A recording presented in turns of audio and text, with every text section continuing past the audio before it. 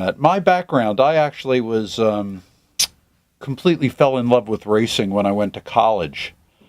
I went to a university that was in Daytona Beach. It was Embry-Riddle Aeronautical University.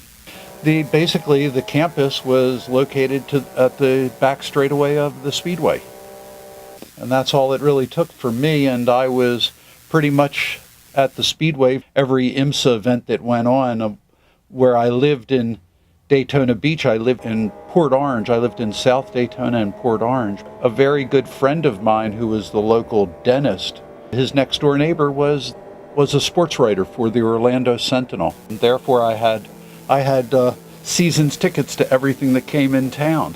Before I knew it, I was, kind of captured by the whole thing. To get through college, I was doing repair on race cars, and one thing led to another, and before I knew it, the airplane hangars were full of cars, and the airplanes were pushed out in the evenings. For me, it was almost surreal, and it was beyond a dream, because even attending Daytona all the time, and once I left college in '86, I left Daytona Beach in '86, and I opened up a Shell gas station in Maryland when I got back home, and I was working on sports cars, and I was freelancing for different race teams from '87 area to '92.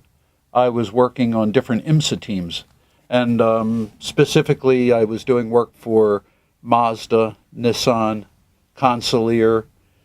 Pretty much was going from camp to camp inside of the IMSA paddock, working for everybody but Porsche. And by the time I landed a contract with Mazda, I had another friend that we were involved in. I was doing the manufacturing of parts for the sports cars, and he was running the racing program, and that was Peter Farrell Supercars, and that was in '92. I kind of kept that piece of it in motion. It wasn't until later on into the mid-'90s when I started to actually campaign my Mazda. I was running that on the racetrack, and then at that point I started to, I had a Porsche as well, and as soon as I started going to the track, I was bit. And by the mid-'90s, I was just full on the track, and I think by '98 or '99, I was doing Motorola Cup. But even then, by the time I got to Daytona, it was very surreal. I couldn't believe that I was, able to actually drive on the race circuit and to attend the IMSA races. Because I remember the first time I was on the Speedway, and I was in an air-cooled Porsche in probably '99 or 2000. It was almost a surreal moment, being up there on the wall and taking it all in and seeing all the RVs and all of the tractor trailers below. It was just an unbelievable moment. Well, for me, it was a no-brainer. It really was. It was pure and it was simple. I really came from aviation, and to me, the Porsche brand and the Porsche itself exudes aviation.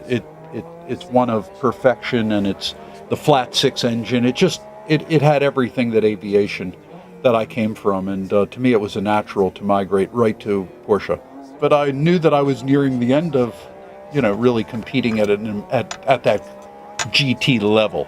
It was usually my strategy to have 3 cars if I could, because the year before I made a bid for it in '05, and I was actually leading the race when we were taken out by a DP. And then I think the year before I came in second. So I was really always there, and I had a lot of wins in GT. I had the car and I had the momentum. It's just that finding everything combined at Daytona is a hard thing to find. The one year that I came in second was the first time we were there, and it was mostly red flags, because that was the year they had a lot of rain and fog, and they shut down the race for quite a bit of it. The amount of preparation and the amount of intense work, the amount of dedication we really had to the setup of the car for Daytona, we really felt like we could get there. I really wasn't discouraged. As a matter of fact, I was encouraged by second place and by always our qualifying and our lap times. We were always there. We were there. I think that every team has a lot of obstacles going in, and obstacles that you overcome during the race. we always, and I always made sure that when we ran long endurance races, and most races for that matter, we always would run our own race. And we really just raced against our own strategy, and we kept on course, regardless of how the race was coming together, unless there was something we could take advantage of. And we had in '06, we had an amazingly good car, and we had a great driver lineup. Our driver lineup was just stellar. We had Popst and Pumpelly and Boss and myself. And the year before, we had a stellar lineup as well. What made this one interesting was that before my stint, the front splitter got knocked off, and we were really falling behind. And I really enjoy driving a car that's quite tight, especially at the super speedways. And we were able to stay up in the front of the field, in the GT field, and we really did that until 3 in the morning. And when I got out of the car at about 3 or 2 in the morning, we had the pneumatic air jacks failed on us, and that didn't deter us either. We really took advantage of that because we came from racing without the air jacks, because we raced so many years between the Motorola Cup and the Grand Am Cup, and we always used jacks, and we were better with jacks than we were air jacks, because we could jack up the car and take advantage of getting more fuel in it faster, and we actually cut our time down. No kidding. Yeah, we had it going on. I think by the time the competition saw that we didn't need brake pads by the middle of the race and we could keep going, they knew that we really had the momentum to do it, because our strategy really, we never changed course for the strategy.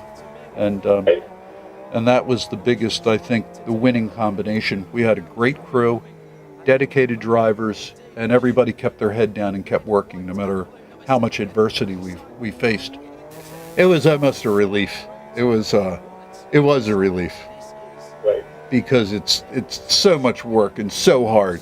And whether you come in second and you're on the podium, nothing is the same as winning that race. And it's a hard race. Emotionally, it just wears on you. It's just, man, I can't imagine anything more grueling in motorsport competition than that. Yeah, and even right down to the, I think we were a few laps. We were like, how many laps up were we? 4 laps. We were like 4 laps up. And in the last hour, Popst was in the car, and he heard a banging noise in the back of the car. Yeah. And he could smell rubber. And so I had him short shift the car and not take the revs over, I think we were running it up to like 90, almost 9,000, because they didn't give us 6th gear, and we were banging the rev limiter coming into 1. And so we stopped doing that and started pulling back to like 8,000 RPM, and then we went back to 7, and then we went back to 6, and when we brought the car in at the end, there was only 2 strands of the serpentine belt keeping the pulleys going. Yeah, the water pump and the rest of it was all relying on 2 little strands. That was it. We didn't have anything left in that car. You know what, to the team's credit and to our dedication, and all the teams that race that race and can go to the end, the amount of work that they put into the preparation, that's everything. I mean, we completely disassemble the cars, we crack check everything, we replace everything new. We even bring a second car to the racetrack that we disassemble, and we put all 4 corners of the car in the pit stall. Yeah, that way, no matter what, we have everything covered. We can put a whole front, we can put a whole corner on a car, we have all the components, doors, harnesses. We just will refuse to go down. Oh, that was really great. Yeah, that had a certain amount of satisfaction, because they really were the favorites, and they had an amazing cast. I mean, that was Pratt and Miller, and they have an amazing chassis. The drivers were fantastic. I think Lally, who drove with me for 2 years, he was in the Pontiac. I mean, they had really great guys, but they just didn't. They ended up having I think a differential break in one of their cars, and then they had a gearbox issue. So we really, at that time, to me, the most important part about Daytona was always having not only speed, but having reliability. And you have to have both. You can't give up one. And that's why we stayed with our 996 race car and we didn't run the 997. Even the clutch that we ran in that was a different clutch for Daytona than the rest of them, the clutches. We would choose mechanical parts that might hold you back a tenth on a lap. But we knew that more than, once you get through the halfway mark, you don't have to adjust the clutch, and there's variables that will hurt you and start killing the gearbox. Because as the clutch wears too much and you can't adjust it quick enough, or a driver doesn't tell you, the next thing you know, you're beating the box up. And if you kill the box, the car goes down. So we really spent a lot of years racing that Porsche chassis and really knew it extremely well. I don't think there's too many people that knew that chassis or that car really much better than we did at that point. It was really hard to comprehend that we were really there and that we really achieved that, but it was an amazing moment, and it was one that I would never forget. And it was great that the team, we really did it as a team, and we won together as a team, and the entire team was just, we were completely, couldn't be any more elated, we couldn't be any more excited, and we were grateful for the opportunity to be able to compete and do that. I wore the watch while working on cars and welding and building engines, everything else. I don't wear it all the time much longer because, not because the moment ever wore off. It's more the kind of thing where I just didn't want to take a chance on losing it any longer. And for years, I just wore it to wear it. I'm wearing it right now, actually. To me, that's I think that's the beauty of winning such a prestigious race, and not only just the prestige, but the amount of hard work and dedication. And I think if you're not, I think it's almost a shame not to. You know what? I'm wearing it today, and I think I remember that the moments more so because it is a reminder, and you remember the hard work and dedication and the team effort that it really took, because it's not a single effort, and it's a lot of hard work from a lot of people. My watch, if the people from Rolex ever saw it, they would know that it was well worn and enjoyed for a long time. It wasn't a garage queen. I used to always wear it under my driver's suit, and I really started to slow down on that when I was doing the IMSA Cup racing, which I'm still doing, only because people would always be like, hey, you can win those winning the 24, and I didn't feel like saying, hey, I did win that in the 24. I think the watch is fairly valuable as far as you should put it on your household insurance kind of thing.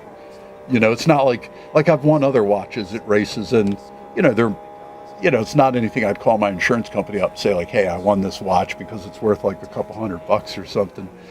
And so I thought I better get an appraisal on the watch, and I took it to a Rolex dealer that's in the town where I live, and the guy that kind of runs the jewelry store, he looked at the watch and he was like, hey, you got to make sure that these aren't forgeries. I need to disassemble the watch and check it for serial numbers. And I was like, no, you're not disassembling the watch. Believe me, look at the back of it. It's the watch is definitely genuine. You don't have to worry about that. But Randy, he's an amazing person and an amazing driver. And the same for Spencer. You know what? I was so fortunate because I was able to drive with such great guys and such amazing talent. I mean, the three other drivers that were in the car between Ian Boss and Spencer Pompelli and Randy Popst, it wasn't, all we had to do was just stay focused. Spending so many years at Daytona at school and being at the Speedway, for me, after I won, I remember it's you do the interviews with all the different press that's there, and then all the fans are there. but I remember like trying to soak it up, and almost the worst part is that the moment just kind of goes because, you know, the time keeps clicking. But I remember sitting there after everybody left and just sitting there outside of the press room and just watching the speedway, you know, as the day was, the next, you know, as the day was kind of coming in.